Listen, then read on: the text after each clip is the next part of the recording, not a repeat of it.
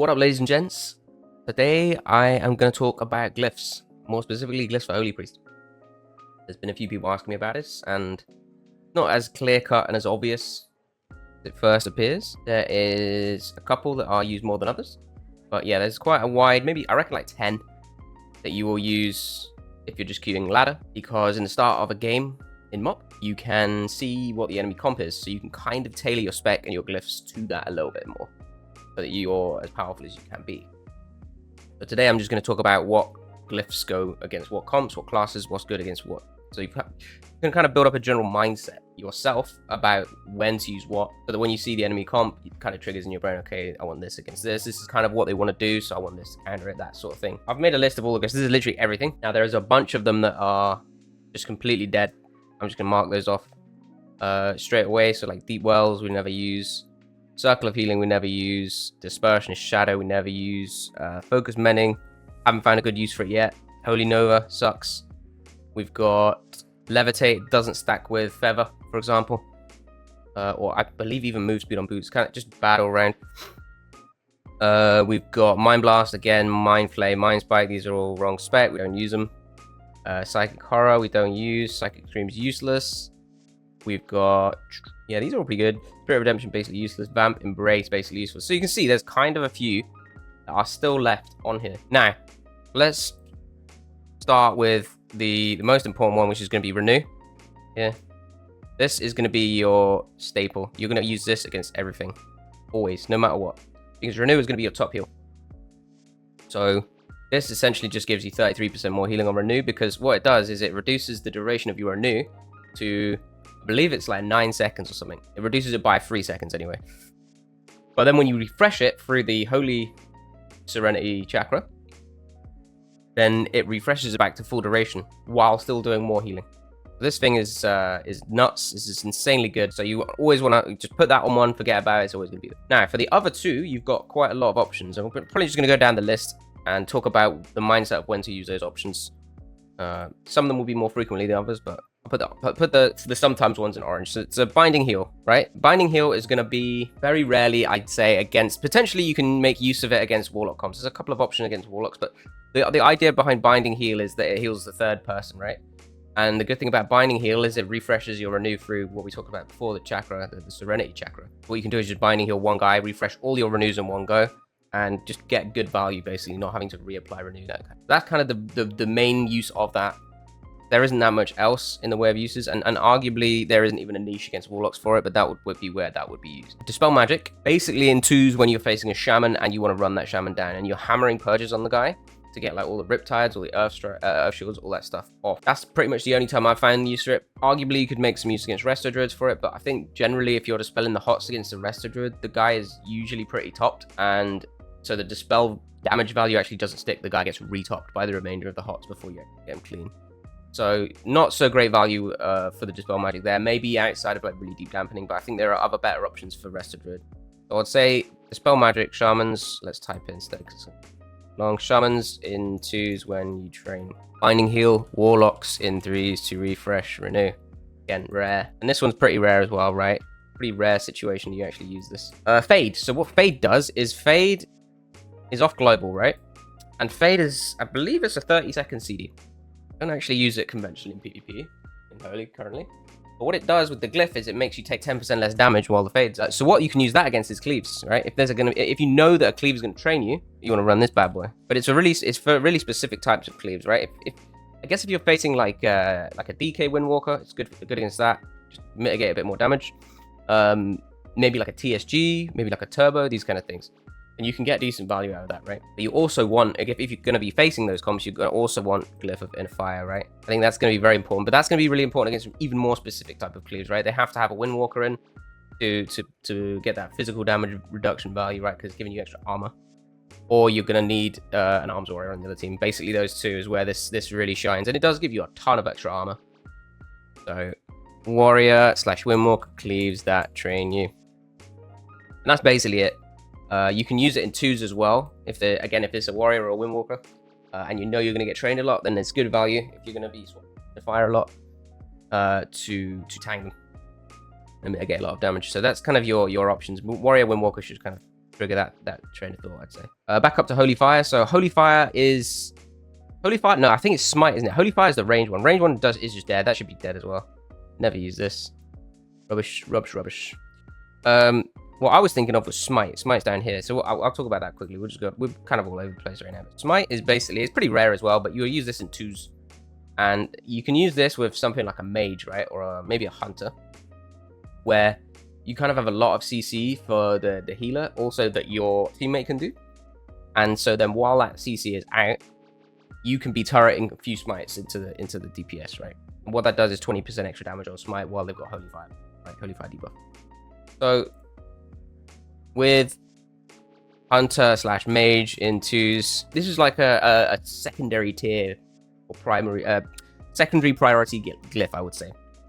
Where you you don't have to run the inner fire sort of thing.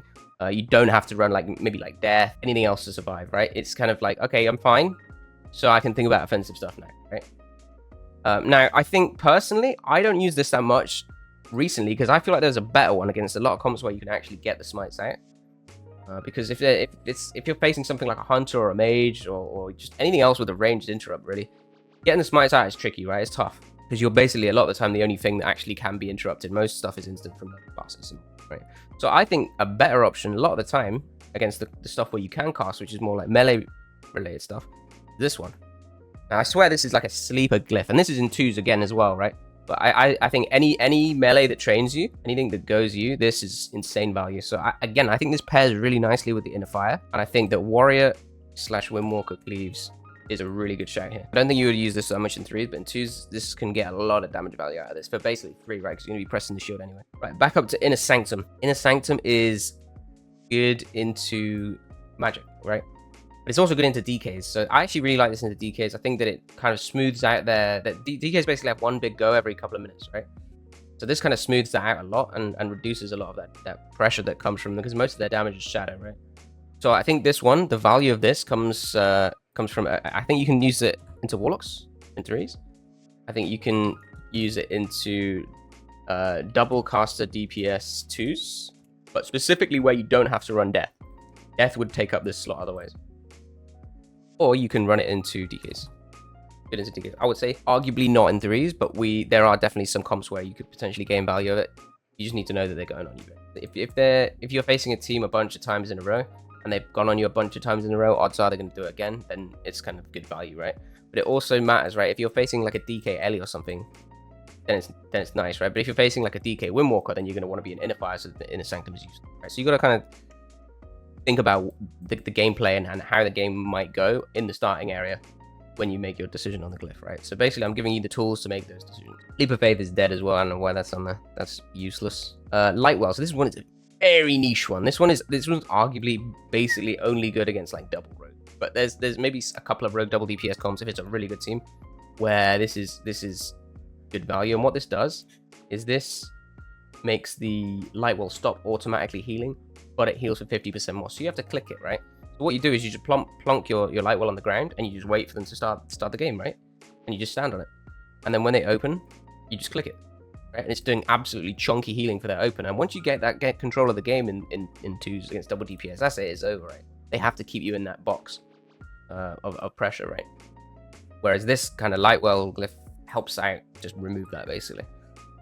Because you can use it while in stuns. So you basically don't have to waste all of your CDs on the first go as a result of it. So rogue double DPS 2s. I would say arguably don't use it against like a boomy rogue, because that is it's less open of focus in general, but it's also very mobile, right? So what will end up happening is you'll just end up away from your Lightwell somewhere because the boomy's kited off and you're trying to kill them. So I would say arguably not that good in that one, but if, against stuff that doesn't have as much longevity, it's really good because you're just aiming to survive that open of pressure, right? They're not trying to outlast you, they're trying to just kill you. Master Spell. Master Spell is something that is a pet peeve of mine, along with Shadow of Death glyph, but in my opinion, shouldn't be a glyph. Just lazy game design by Blizzard, but what this does is just makes your MD remove bubble and block, right? Obvious stuff. So all you really need to care about here is, okay, do I need it for a mage? Do I need it for a pala? Do we even care about removing the block or the bubble in this game? If yes, then take it. Mage / pala teams. if you want to remove bubble. Easy. It's a really simple one.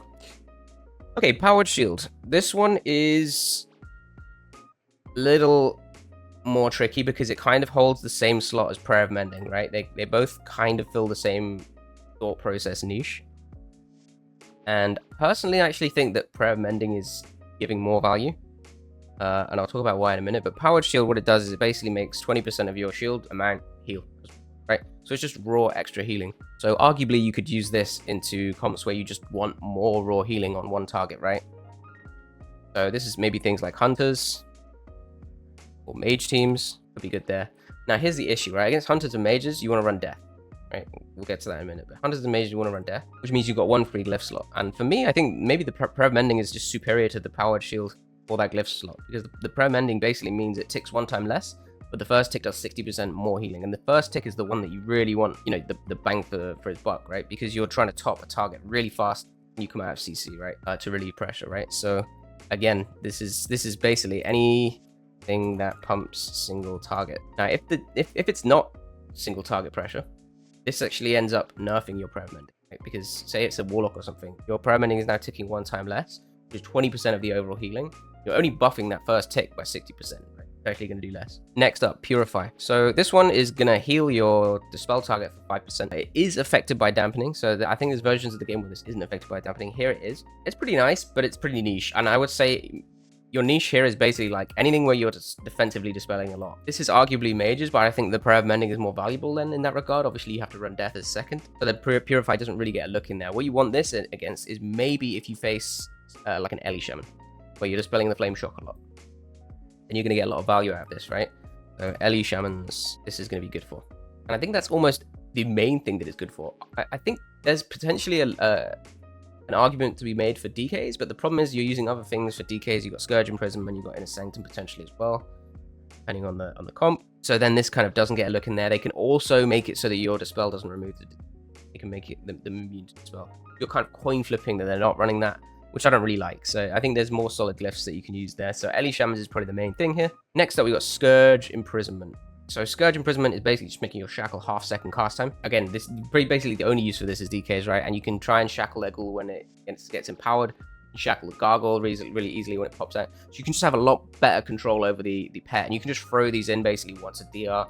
It'd be really annoying for the DK. Try and deny pet stuns and things like that, and potentially force the enemy healer to use a Dispel on it as well, right? So it's really good value here. I think it's potentially worth it in 3s and 2s. So it's pretty decent, that one. I quite like that one. And then last but not least, another one that just shouldn't even be a glyph. We got Shadow of Death, right? And this basically just makes it so that you can actually use Death over 20%, right? At the moment in MoP, it functions like an execute where you can only use it under 20%, and then you have to glyph it if you actually want to use it over 20%. Whoever thought of it, you know what, I'm not going to talk about it. I'm not going to talk about it. It's leading me down a dark path, dude. But yeah, so basically you just want this into mages and hunters pretty reliably, I would say. And you don't have that much to death reliably. Even mages, right? A good mage it's going to actually be very hard to death anything, and the real value of it is going to come from like pushing across. But if you're playing like quite like high rank, I'd say at lower rank is more useful. At higher rank where the mages are really good, then I actually think you can arguably not even run death against mages and run one of your other healing value glyphs, basically. Hunters, it's good if you can death a scatter, if you can death a wyvern, that's really good value, basically stop an entire go. There are other options, obviously if you face like a holy priest, you can death chastise. If you face a druid, you can death the raw. If you face a ret, you can death the blind, rogue blind, so all of these things, but it's really like, this is why I don't like the glyph, right? It's such a gamble to try and take a whole glyph on the odds that you're going to death like a flipping rogue blind, you know, that's crazy, right? There's so many more reliable glyphs that you're going to take.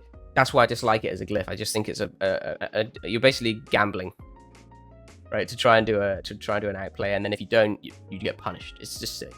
So mages and hunters, I think, is probably the best choice for this, where you're going to most reliably get value out of it. Ooh, last one. There is actually one more. I almost missed it at the bottom. Weak and Soul, and this one's, to be honest, this one's pretty weak. I think this one is another one that suffers from the fact that you've kind of got to take certain other glyphs, and this one is just a little bit weaker, but I would personally use this into like a cleave that trains me.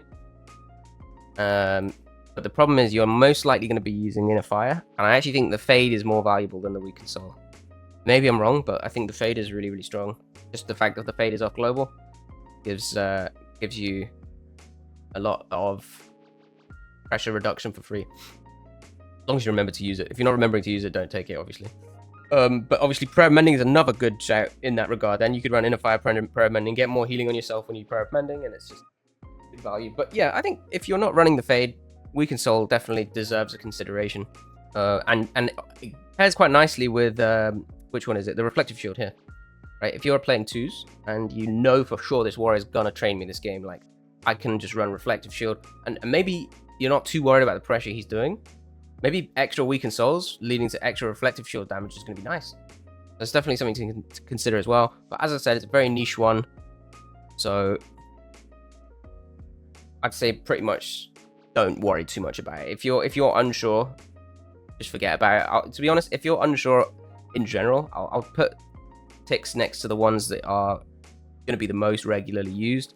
So I'd say Inner Fire, Inner Sanctum, Master Spell, Prayer of Mending, Death, Scourge Imprisonment, a little bit niche but pretty good, and I'd say that's the main ones that you need to really be worrying yourself about. These are the ones you're going to be swapping to most commonly. The other ones are very just rare occasions, you know, if the stars align with regards to the enemy comp, with your comp, all this stuff. Yeah, outside of that, you're kind of just chilling. Maybe Purify is relatively common as well. I'll put one. Don't worry too much about the other ones. They are very niche, but it's good to actually know when, essentially, so you can make that choice to swap to them. Maybe you play a few games with a few different glyphs and you want to try a different one of these other ones that are rare. It's all about trial and error and seeing what actually fits and works. So the best that, you know, I'm not trying to tell you exactly what to do, more just when it's good so that you can decide for yourself. That's the takeaway. Sorry, I talked longer than I wanted to. I was like, yeah, I'll talk for 10 minutes. It'll be plenty. So yeah, that was the glyphs guide. If you liked it, I'm glad. There's going to be more similar guides, things like that in the future. If you're new to the channel, appreciate a subscribe. We are trying to grow it. It's a new YouTube channel. Our old one was very dead. I know a lot of you still aren't subscribed, and it definitely helps. It really does. Yeah, if you got this far, thanks for watching, and see you in the next one.